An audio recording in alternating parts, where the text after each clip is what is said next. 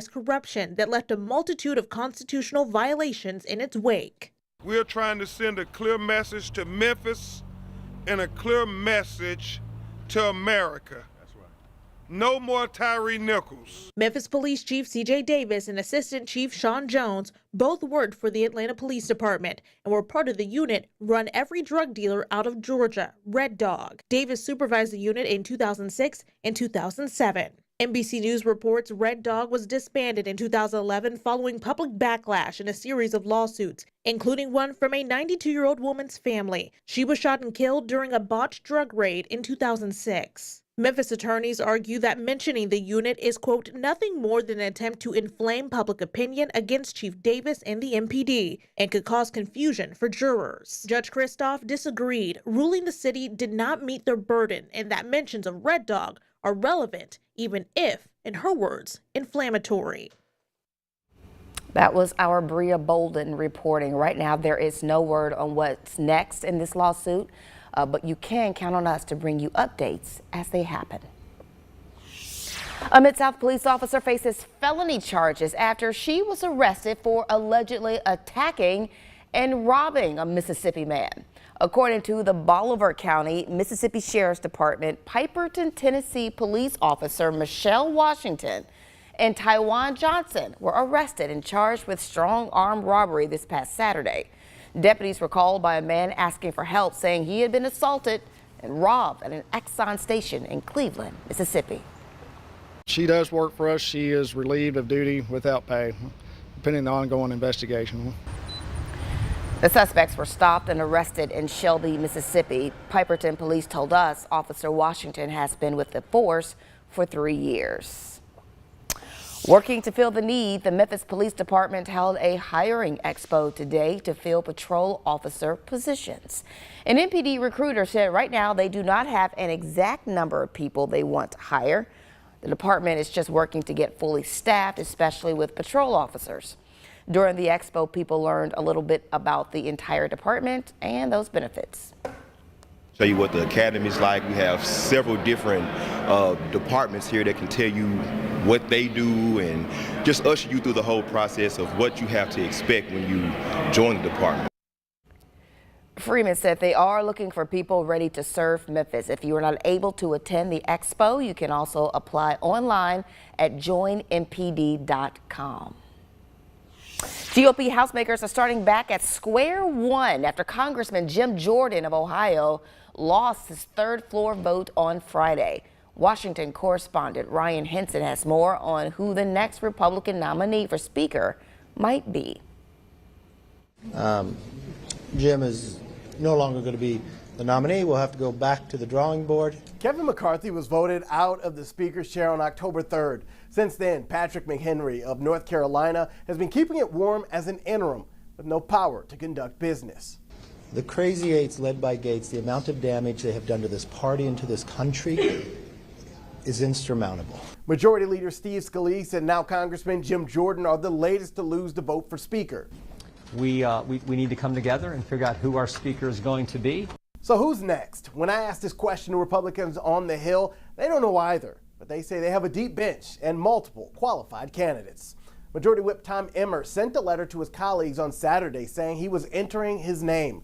Byron Donalds of Florida announced on X, the platform formerly known as Twitter, that he is also throwing his name into the hat. Kevin Hern, Mike Johnson, Jack Bergman have all announced ambitions to run. Even Austin Scott, who briefly ran against Jordan before dropping out last week, says he's back in the race. The House is home for the weekend. There's a closed-door candidates forum set for Monday. On Tuesday, the House GOP conference is supposed to vote, and the winner must get a majority. That leaves Tuesday afternoon as the earliest time a speaker can be selected and business could resume on the House floor. But then again, these plans could always change. I'm Ryan Henson reporting from Washington.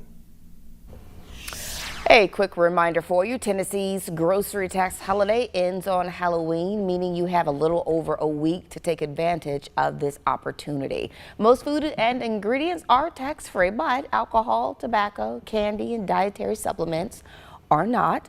Officials say each family will save $100 in taxes over the 3-month holiday. Starting next year, seniors who receive Social Security benefits are going to see a 3.2% bump in their checks as part of a cost of living adjustment. Retirees' monthly payments are expected to be an average of $1,907, an increase of $59. This year, the cost of living adjustment was 8.7%, which was the largest in actually more than 40 years. It's in line with our sky-high inflation, the largest inflation hike in, well, more than 40 years. Maggie McCauley here now for a check of our forecast. Yeah, it was warm today. Yes. Kelly. I know you like the warm conditions, and we'll be seeing them as we head into our week ahead. Let's take a look at what's going on right now across the board. Seeing some clouds start to filter in to the mid-south. We've been watching these really build in all day. They will continue as we head into the overnight hours, and you can see them out of our Midtown camera. Lots of cloud cover over in Memphis right now. Seeing that sun, or barely seeing that sunset because of all that cloud cover. Temperatures finally getting into the 70s, 79 here in Shelby County. We hung on to the 80s for a while, 77 over in Alcorn County as well. Let's talk about, as we head over the next few hours, temperatures will slowly fall into the 70s, into the low 70s by 10, upper 60s by 11. Definitely a comfortable evening out there. Overnight lows, though, are going to be back in the 50s, low 50s for some if you don't see as much as that cloud cover overnight, like portions of western Tennessee. Mid 50s here in Shelby County. Same story for North Mississippi, and then also into eastern Arkansas. So definitely going to be cool as you're headed out early, or if you are, for your Sunday morning. As for tomorrow, we will warm back up, but we're watching a front pass through that's going to be giving us at least some somewhat cooler conditions into our Sunday. We'll be back in the upper 70s, which again, about 10 degrees cooler than what we saw this afternoon as we head into our Sunday. And again, cloud cover really going to be filtering in and out of the area. So let me show you hour by hour. We'll see cloud cover overnight.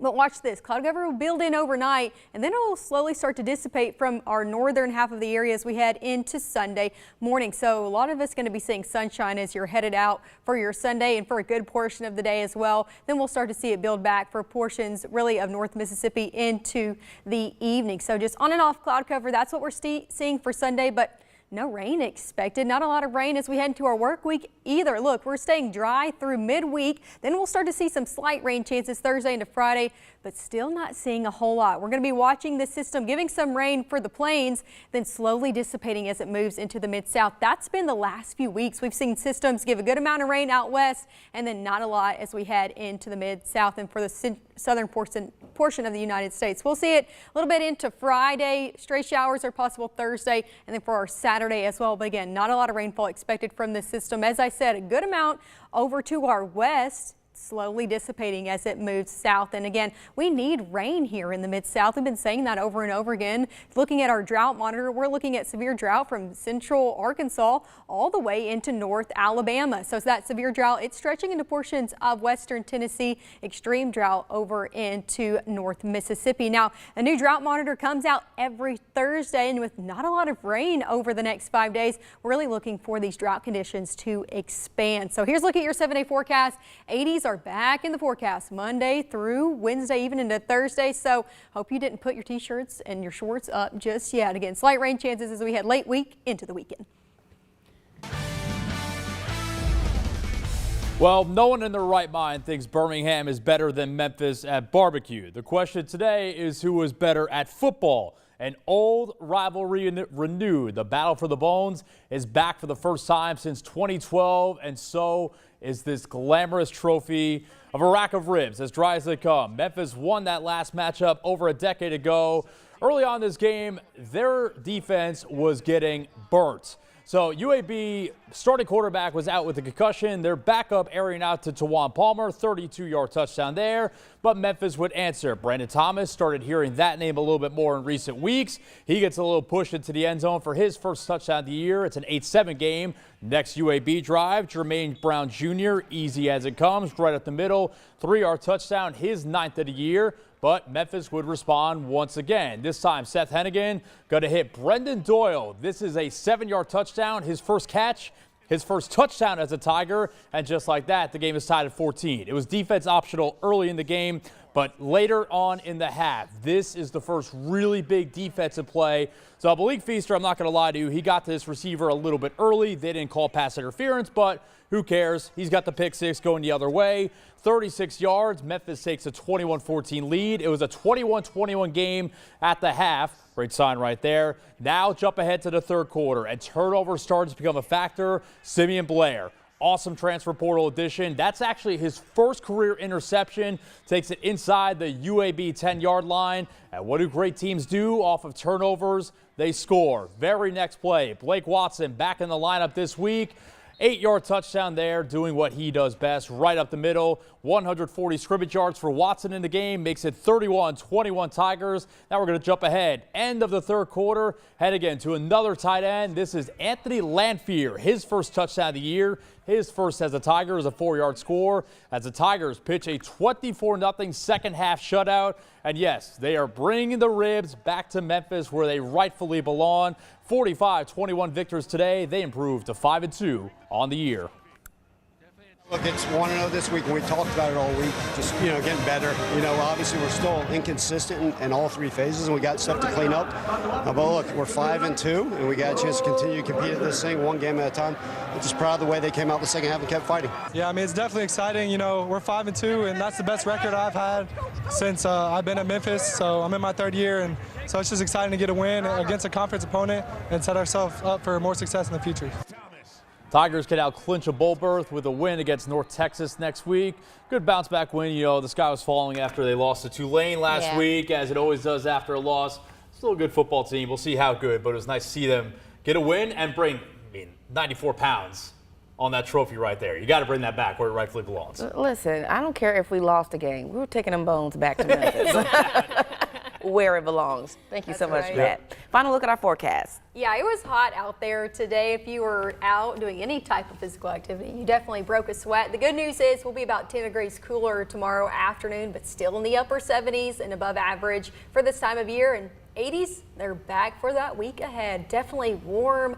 Spring, summer-like conditions is the story throughout the week. Fortunate we'll have a system push through, giving us slight rain chances and possibly cooler conditions for next weekend and also into Halloween, which is that next work week ahead. Okay, so a possible warm Halloween. Possible. We'll have to see. We'll see. It should be around average, maybe even slightly cooler after that front pushes through. But, fingers crossed, because I don't know anyone that wants a warm Halloween. Better than you. Just saying. Thank you so much for joining us for Action News 5 at 6. We'll see you back on your televisions at 10 o'clock. Take the First Alert Weather Team wherever you go. Live radar, hour-by-hour forecasts, everything you need to help plan your day. Download the free First Alert Weather app today. Sponsored by Comfort Dynamics, Heating and Air Specialist. Your comfort is our business.